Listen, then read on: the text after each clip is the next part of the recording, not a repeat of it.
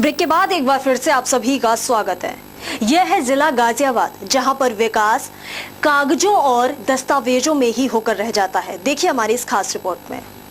यहाँ जो जमीनी हकीकत है वह बिल्कुल ही अलग है। यहाँ 7 साल से नंदग्राम आश्रम मेन रोड टूटी पड़ी है और एक बड़े कीचड़ के गड्ढे में तब्दील हो गई है, लेकिन उसके बाद भी प्रशासन सोया हुआ है। यहाँ के लोगों के हाल बेहाल हुए पड़े हैं, लोग परेशान हैं। यहाँ पर इतनी बुरी तरह से कीचड़ है कि आए दिन यहाँ पर एक्सीडेंट भी होते रहते हैं, लेकिन उसके बाद भी इन लोगों की समस्याएं कोई सुनने को तैयार तक नहीं है। अब वोट मांगने का सिलसिला भी शुरू हो गया है, जिसके चलते लोगों ने अब चुनाव बहिष्कार करने का फैसला किया है। आपको बता दें, गतवीर तेजा में यहाँ पर विधायक प्रत्याशियों के चक्कर लग रहे हैं, लेकिन विधायक प्रत्याशी भी इस रोड पर आने से हिचकिचा रहे हैं। गाजियाबाद से जितेंद्र गौतम की ये रिपोर्ट। जी, मैं ये कहना चाह रहा हूँ इस आपके चैनल के माध्यम से कि हम पहले हमारे जो विधायक थे सुनील शर्मा जी, इससे पहले अमरपाल शर्मा जी से पहले 2007 में, कह दो 2012 में, 2012 में 2012 से पहले, तब भी सड़क की हालत ऐसी थी और आज भी ऐसी है। अमरपाल शर्मा जी रहे हैं बसपा से विधायक, यहाँ आज भी हालत ऐसी है, मगर काम तो स्टार्ट हो जाता है मगर उसका एंड नहीं होता काम का आज तक भी। तो हम वोट दें तो किसे दें, किसे मानने के भी वो हमारा जनप्रतिनिधि है जो हमारे फेवर में या हमारा काम करेगा। मगर जो हमारे सपा की सरकार है यहाँ, तो जो आपका जो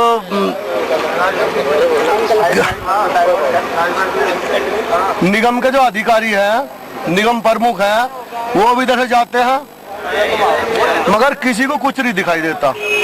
बस इधर से निकल गए उधर से निकल गए, भाई है वोट के टाइम सब दिखाई दे जाते हैं। अब आए वोट मांगने, यहाँ पे वोट मांगने कई बार रोज आ रहे हैं, मगर क्या है कि दिखाने वैसे सार्वजनिक रूप से नहीं दिखाते कि कभी चुनाव आयोग में इनकी शिकायत पहुंच जा। रेसलिंग एक ऐसा खेल है जिसे देखते सब हैं और खेलना भी चाहते हैं, लेकिन बहुत ही कम लोग इसे खेल पाते हैं। ऐसे में उत्तर प्रदेश के हापुड़ के सपनावत गांव में विनोद राणा के साथ हमारे संवाददाता जितेंद्र गौतम ने की खास मुलाकात। उत्तर प्रदेश के हापुड़ डिस्ट्रिक्ट से सपनावत गांव के रहने वाले विनोद कुमार राणा बहुत ही गरीब परिवार से थे, लेकिन उनका जोश अमीरों जैसा था, जिसकी वजह से वह आज एक इंटरनेशनल लेवल के खिलाड़ी हो चुके हैं। किसी ने नहीं सोचा होगा कि विनोद कुमार राणा अपने गांव का नाम इतना रोशन कर देंगे कि उनका गांव विनोद के नाम से जाना जाएगा। विनोद का कहना है कि दिक्कतें तो आती रहती हैं, लेकिन जो उन दिक्कतों को पार कर जाए वही एक असली खिलाड़ी होता है। गाजियाबाद से जितेंद्र गौतम की ये रिपोर्ट। तो राणा जी, आप बताइए, आप इस मुकाम पे किस तरह से पहुंचे? मुझे शुरू से ही रेसलिंग का बहुत शौक था और मैं बचपन से ही टीवी पर देखता था और देख के महसूस करता था मैं भी इस तरह से बनूं। मैंने गांव से स्टार्टिंग की रेसलिंग अखाड़े से, और धीरे धीरे मैंने स्टेट, नेशनल, इंटरनेशनल पर गोल्ड जीता। और उसके बाद मुझे खली ने ऑफ़र किया कि आप WWE खेलो और इसमें आपका कैरियर बन सकता है। तो मैंने वहाँ पर काफ़ी दिन ट्रेनिंग ली, 8-9 महीने ट्रेनिंग ली, और उसके बाद मैं खेल रहा हूँ। और मैं 2 बार WWE खेल चुका हूँ, एक बार पानीपत में, एक बार तमिलनाडु में, और दोनों में ही मैं जीता हूँ। और इसके बाद 19 फरवरी को इंदौर में होने जा रही है इंटरनेशनल WWE फाइट हो रही है, जिसमें USA, चीन, जापान और कनाडा आदि से खिलाड़ी आ रहे हैं, जिससे मेरा उनके साथ मुकाबला भी है। और मैं देश और विदेशों से लड़के अपने देश का नाम रोशन करूंगा, और यही। तो अब जैसे कि आज का युवा है वो या तो पढ़ाई में ध्यान देता है, या पढ़ाई के बाद नौकरी हो गया, अगर गेम की बात की जाए तो ज़्यादा से ज़्यादा क्रिकेट में दिलचस्पी रखता है उन्हें। तो अब क्या लगता है आपको, उन्हें किस तरह का संदेश दोगे? मैं चाहता हूं, क्योंकि स्पोर्ट्स में आकर हर आदमी को, खिलाड़ी को अपने शरीर के साथ माइंड भी फिट मिलता है, क्योंकि बिना शरीर के पढ़ाई भी तो नहीं हो सकती। अगर हमारे पास शरीर फिट है तो माइंड फिट है, तो आप तो खेलोगे, पढ़ने के साथ साथ खेलोगे। ऐसा होता है खेलते खेलते आप एक अच्छे स्पोर्ट्समैन बन जाते हो, तो आपका नाम भी होता है पैसा भी मिलता है। जैसे मैं इस दिल्ली लीग में खेल रहा हूँ, नाम भी मिल रहा है, पैसा भी मिल रहा है। और मैं कहना चाहता हूँ कि वो आप पढ़ाई के साथ स्पोर्ट्स भी देखें, जिससे आपका माइंड भी शार्प रहेगा और आपको एक पहचान मिलेगी इसके रिगार्डिंग। तो अब मैं चाहूँगा तो वो सब खेल पे ध्यान दें और पढ़ाई के साथ साथ। अच्छा, तो ये बताइए, जब आपने बचपन से शुरुआत की थी तो आपको किस तरह की दिक्कतों का सामना करना पड़ा था इसमें? मैं बहुत गरीब परिवार से था और मेरे पेरेंट्स से वो बहुत गरीब थे, मजदूरी करके मुझे यहाँ तक बढ़ाया। मैं आज भी जो भी हूँ अपने पेरेंट्स के हूँ। भाई बहन किसी ने मुझे सपोर्ट नहीं किया, लेकिन जो मेरे पेरेंट्स हैं उसने मुझे सपोर्ट किया। उन्होंने मुझे पहचाना, उन्होंने देखा ये कुछ कर सकता है तो उन्होंने मुझे सपोर्ट किया, तो मैं धीरे धीरे इस मुकाम तक पहुँच गया। तो जैसे कि आपने बताया कि आप काफ़ी गरीब परिवार से थे, तो शुरू में पैसों को लेकर कुछ दिक्कतें आई होंगी कि नहीं हमारे पास इतना पैसा नहीं है कि हम इसे यहाँ खिला सकें, इस तरह से? हाँ, पैसे की दिक्कत तो आती है धीरे धीरे, लेकिन जो मेहनत करने वालों को भी हार नहीं होती। और आपके स्कूल में किस तरह का व्यवहार था? आपके जो टीचर थे वो किस तरह से व्यवहार करते थे आपसे उस टाइम? मैं बहुत ही सिंपल था। मैं किसी से ज़्यादा नहीं, किसी को देखना नहीं, अपना क्लास से बाहर कहीं नहीं, मैं पढ़ना और अपने घर जाना खुद।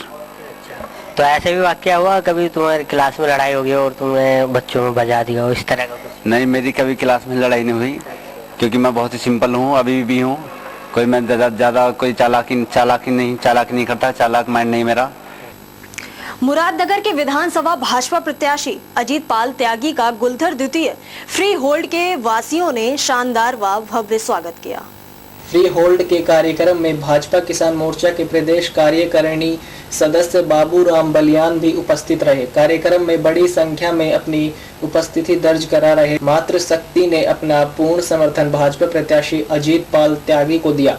पूर्व पार्षद सतपाल चौधरी ने अपने क्षेत्र वासियों की ओर से जनता से हाथ उठवाकर समर्थन के साथ भाजपा प्रत्याशी अजीत पाल के पक्ष में कमल चुनाव चिन्ह पर वोट करने का ऐलान किया। अजीत पाल त्यागी ने अपने संबोधन में जनता के द्वारा मिल रहे अपार जन समर्थन के लिए मंच में शीश नमन किया और कहा कि आपका ये बेटा भाई वादा करने नहीं विकास करने आया है। आप भाजपा को चुने, मोदी जी ने देश बदला है और अब प्रदेश बदलने की तैयारी है। आप सभी अपने साथियों सहित भाजपा के पक्ष में मतदान कराएंगे और भाजपा को विजयी बनाएंगे, ऐसी कामना और अपील करने आप सभी के मध्य आया हूँ। जन सेवा मुझे विरासत में मिली है और अब मैं आपके बीच सेवक बनकर काम करूंगा। कार्यक्रम संयोजक मीनू चौधरी के साथ मुख्य रूप से प्रदीप चौधरी, मोहन सिंह रावत, अमरदत्त शर्मा, पंडित रामपाल शर्मा, नरेंद्र चौधरी, रमेश शर्मा, HP शर्मा, अशोक चौधरी, मधु चौधरी, मनु चौधरी, राजकुमार, अनिल चौधरी, सोनू चौधरी आदि सैकड़ों लोग उपस्थित रहे। गाजियाबाद से जितेंद्र गौतम की रिपोर्ट। समाज सेवी अजय शर्मा व RWH ब्लॉक ने किया प्रत्याशी अजीत पाल का शानदार व भव्य स्वागत। समाज सेवी अजय शर्मा, बिल्लू त्यागी, पूर्वांचल नेता DN सिंह, स्थानीय पार्षद व कवि नगर जोन चेयरमैन मनवीर नागर, NHIG RWA अध्यक्ष पप्पू नागर, HRWA संजय नगर अध्यक्ष प्रदीप चौधरी, ब्राह्मण समाज के अध्यक्ष नरेंद्र शर्मा ने स्थानीय सभी साथियों की ओर से मुरादनगर विधानसभा के भाजपा प्रत्याशी अजीत पाल त्यागी का अपने क्षेत्र वासियों के जन समर्थन के साथ शानदार स्वागत कराया। साथ ही ये आश्वस्त भी किया कि यहां से अधिकाधिक मतदान भाजपा के पक्ष में करा के अजीत पाल त्यागी को जिताकर विधानसभा लखनऊ के लिए भेजेंगे तथा उत्तर प्रदेश के भाजपा की सरकार भी बनवाएंगे। अन्य विधानसभाओं में भी लोगों ने भाजपा के कमल को खिलाने का मन बना लिया है। क्षेत्रवासियों के मिले अभूतपूर्व समर्थन पर भाजपा प्रत्याशी अजीत पाल त्यागी ने सभी का आभार सिर झुकाकर जताया और कहा कि मैं अब तक जिला पंचायत अध्यक्ष रहकर 162 गाँव में विकास के सेवा कार्य करता आया हूँ और जो मेरे लिए प्रेरणा बनकर मुझ में समाया हुआ है। अब भाजपा नेतृत्व ने आपके बच्चे और भाई में अपना विश्वास दिखाकर अपना प्रत्याशी बनाकर आपके बीच भेजा है, इसलिए समस्त मुरादनगर विधानसभा में पूर्ण विकास व सुशासन कायम कराने के लिए सहयोगी सेवक के रूप में रहने के लिए आप सभी के मध्य आशीर्वाद लेने और अपील करने आया हूं कि आप अपने सभी सगे संबंधियों के माध्यम से भाजपा को विजयी बनाने के लिए 11 फरवरी को सर्वाधिक मतदान कमल के सामने वाला बटन दबाकर कराएंगे।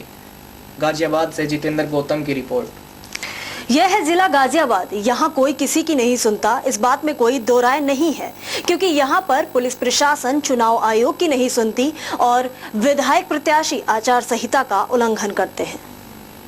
यह ताजा मामला गाजियाबाद के मुरादनगर विधानसभा क्षेत्र का है, जहां पर राजनगर एक्सटेंशन चौराहे पर मुरादनगर विधायक प्रत्याशी ने चुनाव प्रचार बड़े बड़े वोटिंग बोर्ड लगाए हुए हैं, जबकि उसके बाद भी पुलिस प्रशासन कोई भी कड़े कदम नहीं उठाए। इस बात से साफ तौर पर जाहिर होता है कि गाजियाबाद प्रशासन विधायक प्रत्याशियों से मिला हुआ है। गाजियाबाद से जितेंद्र गौतम की रिपोर्ट। इस वक्त हम गाजियाबाद के राजनगर एक्सटेंशन मोड़ पर खड़े हैं। यहाँ पर आप देख सकते हैं गाजियाबाद प्रशासन किस तरह से सोया हुआ है। आचार संहिता का उल्लंघन खुलेआम किया जा रहा है। गाजियाबाद प्रशासन किस तरह से सोया हुआ है, ये काफी हैरानी चौंकाने वाली बात है।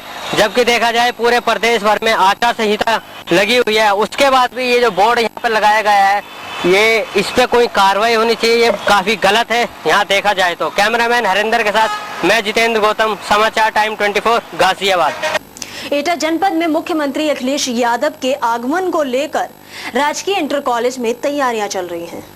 एटा जनपद में मुख्यमंत्री अखिलेश यादव के आगमन को लेकर एटा राजकीय इंटर कॉलेज में तैयारी चल रही है।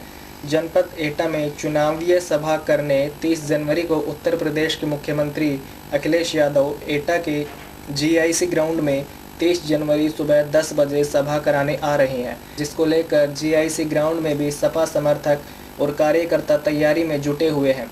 ग्राउंड में बारिश होने की वजह से व्यवस्था बिगड़ गई थी, जिसका सुधार हो रहा है। बरसात के कारण हेलीपैड बनाने में परेशानी हो रही थी। कल एटा जनपद में चुनावीय सभा करने के बाद अलीगंज क्षेत्र में सभा करेंगे। युवा सपा नेता और नगर पालिका एटा के सभासद सुनील यादव ने बताया कि कल 30 जनवरी को सुबह 10 बजे मुख्यमंत्री अखिलेश यादव चुनाव को लेकर एटा और अलीगंज में सभा करेंगे, इसलिए ये तैयारी की जा रही है।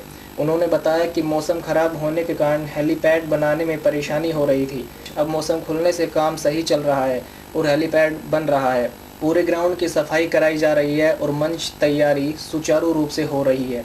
एटा से सतीश यादव की ये रिपोर्ट। कहाँ का दौरा होगा कल माननीय सीएम? 10 बजे माननीय मुख्यमंत्री एटा GIC ग्राउंड में यहाँ आएंगे। उसके बाद उनका दूसरी मीटिंग अलीगंज में है। तो मौसम खराब होने के कारण थोड़ा ये दलदल सा हो गया है। पानी वानी साफ कराने की व्यवस्था कराई जा रही है, उधर हेलीपैड बनाया जा रहा है, इधर ये मंच की उसकी व्यवस्था चल रही है। तो फिलहाल के लिए यूपी स्पेशल में बस इतना ही, और तमाम बाकी खबरों के लिए देखते रहिए समाचार टाइम 24।